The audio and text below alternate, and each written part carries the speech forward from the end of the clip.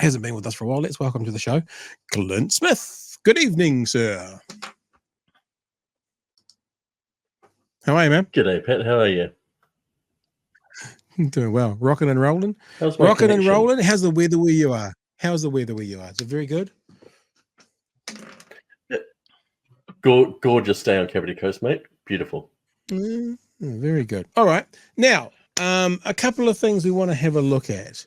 I think we'll start by me reading part of a story by Tova O'Brien of Stuff. I won't read all of it because I know there's other things we're going to talk about within that, but this might set the scene a little bit for us when it comes to this story.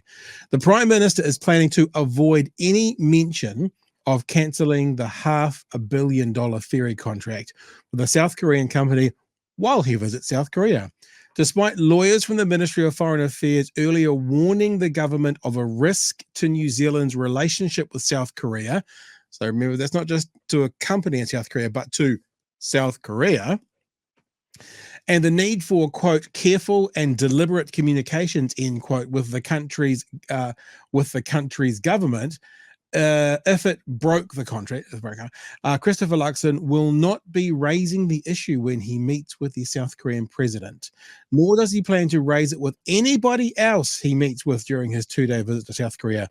The Prime Minister also sees no need for any damage control with the shipbuilder itself. The Prime Minister has no meeting planned with Hyundai or the dockyard as well.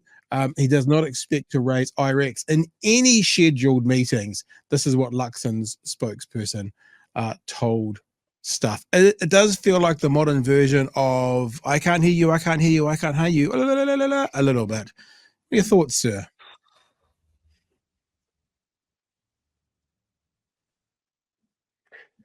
Yeah, well, I should start by mentioning I do some work with MUNS, the Maritime Union. So just to get that disclosure out there, I'm not representing them, but I do some work with them. And when they heard that Luxon was off to South Korea, they said, "Oh, this must be it. He must be going to sort this mess out, because why else would he go to South Korea if not to talk about this huge issue in the relationship? This, $500 million break fee that's currently being negotiated, but between Hyundai and Kiwi as a result of the government's decisions." And just flabbergasted to learn that he's not intending to talk at all about it. It's don't mention the elephant, don't mention the war. It's crazy. What else can he talk about there? Like I can't imagine a situation of a New Zealand leader going to a country and not talking about the biggest live issue in the relationship between those two countries. And yeah, it's just chaotic. Is there precedence for this? I mean, can you think of a time where a prime minister or at least a senior delegate has gone to another country and gone, oops, sorry about that one, guys?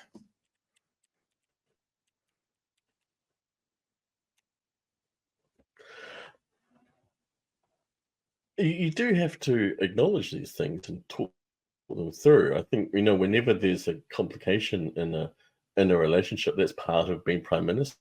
You're the country's most senior diplomat, alongside the Minister of Foreign Affairs. And this does matter a lot to the South Koreans.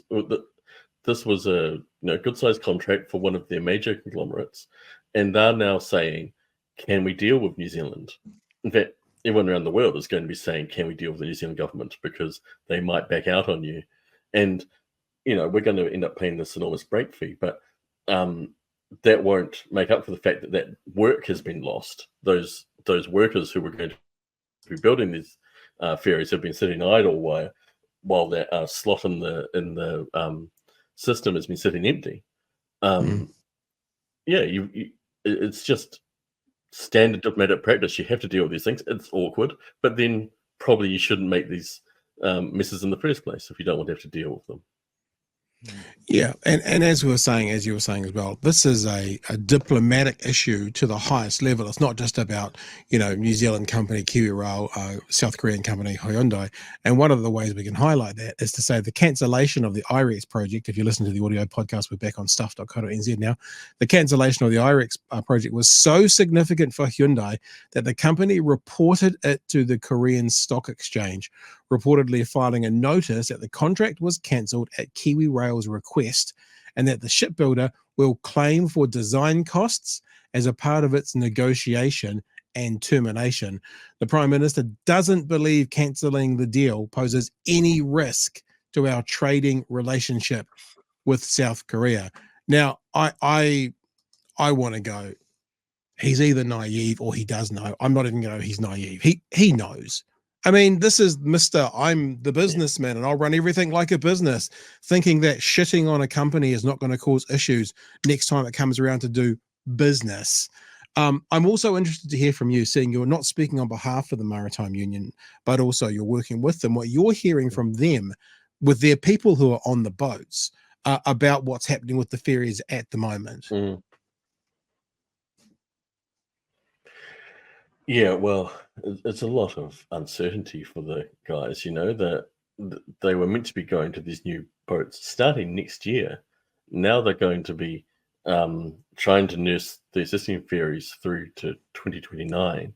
But the longer the government mucks around at this stage, the harder it is to see how they're going to have replacement ferries in time. That they're going to have to design some procurement process, whether that's Q-Rail, whether it's some other organisation they haven't settled on.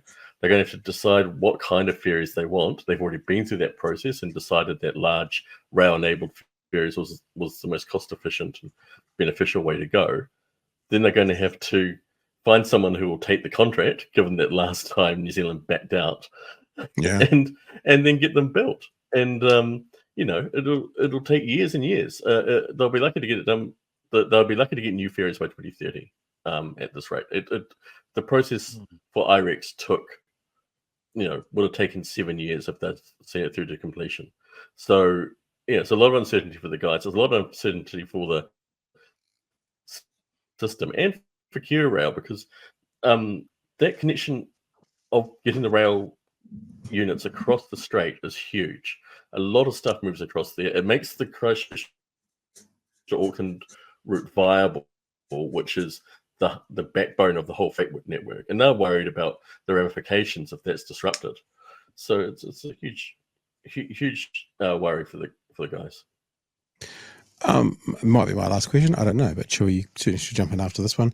I also just want to bring to attention, you're talking about a break fee. They're talking about a termination fee. We don't know what that is yet. And we don't have a plan B yet either. Mm-hmm.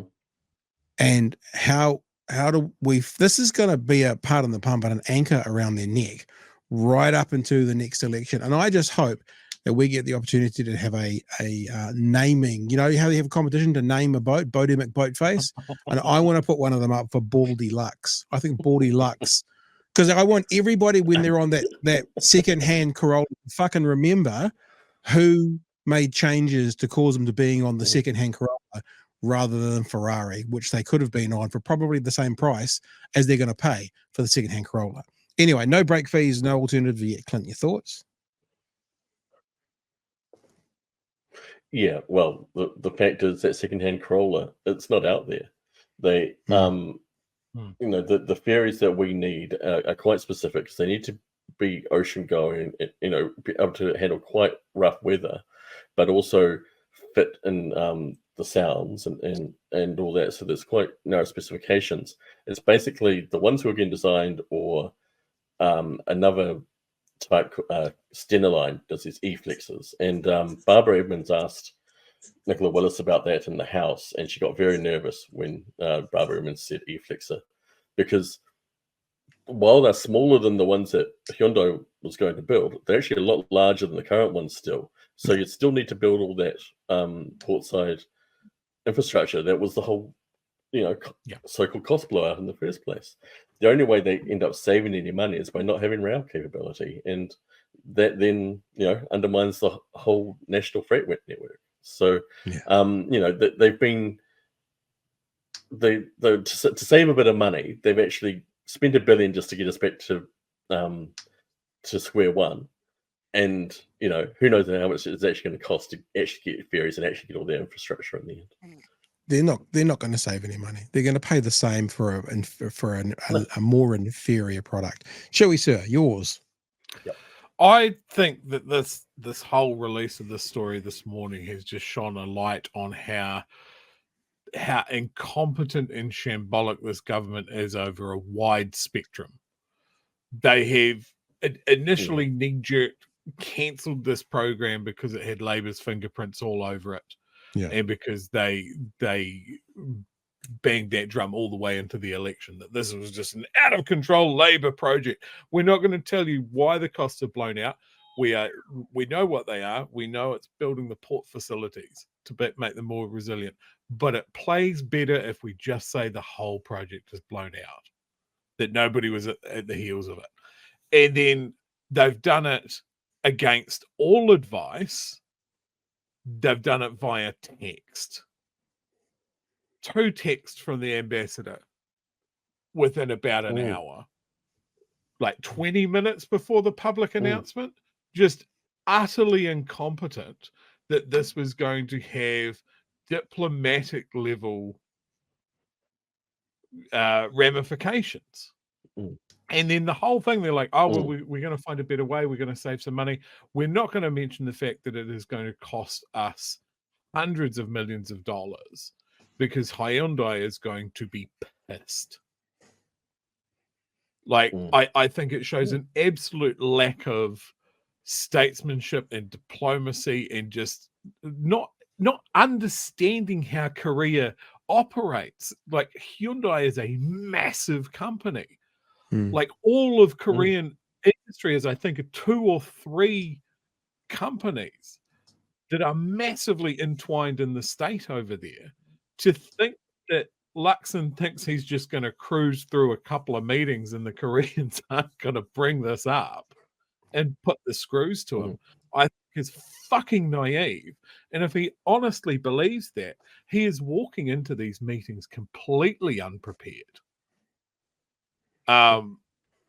It shows weak leadership. It shows his lack of political experience. And I might be coining a phrase here. He is not very good at this.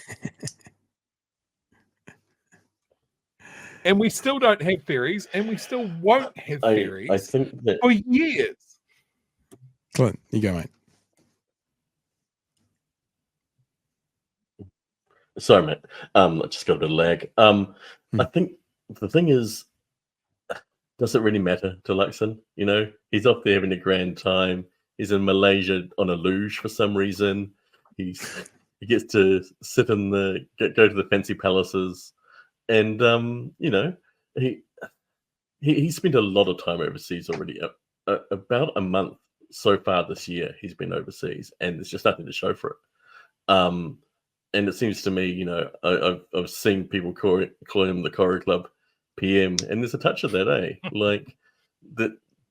A serious prime minister would be going over there knowing that the Korean president is going to have on his briefing, top of the list, Kirao, Hyundai, Ferry. This is a fiasco. And he's going over there saying, nah, we don't need to talk about that. It's like you said, it's disrespectful to the other side. But I think, he's having a whale of a time. He's only got, there's only one journo with him on that trip because there's just the media looked at it and said actually there's no value in this. He's not doing anything over there. We're not going to spend our limited resources sending journos with him.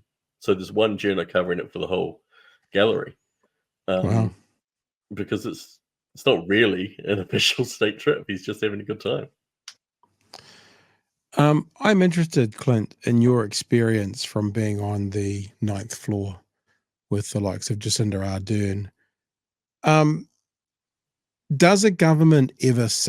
Should a government ever say, hey, voters, I'm really sorry, we got that really wrong? Like, is that advice that one would ever receive as a prime minister or as a cabinet? They should actually go out and obviously not fall on their sword because it's not going anywhere, but actually go, yeah, we muffed up on this. And if that does get said, do you think that would be something that would actually help those guys now? Or would all of us just go, oh, but you still did it. We know why. What are your thoughts? I think, yeah, when you've made a mistake, especially when you've obviously made a mistake, it's like in life. Your best recourse is to say, yeah, I stuffed that up. If you look at, in the later years of Jacinda, when she did start to sort of cover for things or make excuses rather than be straight up, that's when her popularity descended. And Hipkins was never more popular when he came in at the start and said, we've had our priorities wrong and we've made some mistakes, and I'm writing that. And people respect that honesty. They don't expect perfection out of the government. They expect you to give it a try, though. And we've kind of, the governments over time sort of forget to say, yeah, sorry, we got that wrong, I think. But these guys have started off that way, so I don't think they're going to get any more humble. Hey, look, finally, I don't think we actually touched on it, although we've mentioned it. Maritime Union of New Zealand, you're not here representing them, but what are they saying about the ferries? Like, where are they standing? Because obviously their people are on board these ferries. What are their concerns? Or are they just waiting to see what's happening next? The Muns has been pushing for the modern ferries ever since it sort of became looking like they might be taken away. They are the best option. The ones that can improve, and they've got all the modern whiz bang, the more fuel efficient and all that. So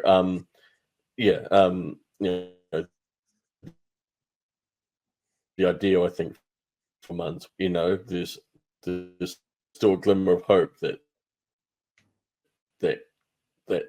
contract with Hyundai hasn't officially been nixed forever, but they want a good connection. They want good jobs for their members, but they also want a good ferry connection for New Zealand, and so that's what they're fighting for. I think they'll probably find if there was still a way to get a ferry out of Hyundai, the price has just gone up. That's probably the only problem. They've got to cover a few more risks with this government, and the price has gone up. Hey, Clint, we're losing you a little bit in the Kapiti Coast reception there. The lovely, you got to get the rubber band wound up again next time you get on the internet to make sure it's all working properly. But thank you so much for joining us. Really appreciate your insights. And anytime, anytime you want to come, have a chat. We really love to have you. And cheers. Thanks for joining us tonight, dude. Cheers. Thanks, guys.